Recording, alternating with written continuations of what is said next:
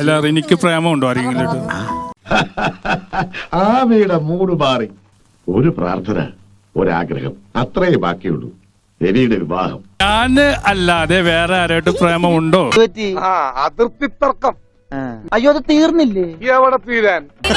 ഒരു കാര്യം ക്ലിയർ ചെയ്യേ, ടീമിനോട് ഇഷ്ടമുണ്ടോ?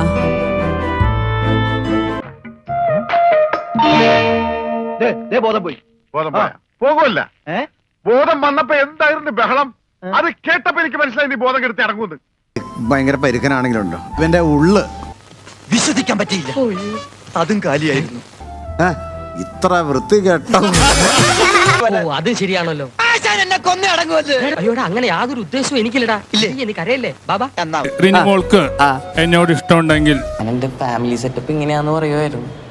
ഇങ്ങനെ ഒരു ഫാമിലി ആയതുകൊണ്ട് എനിക്ക് എത്ര ശ്രമിച്ചാലും എനിക്ക് ബോറനാവാൻ പറ്റില്ല. സത്യം, ഇറ്റ്സ് എ ഫാക്ട്.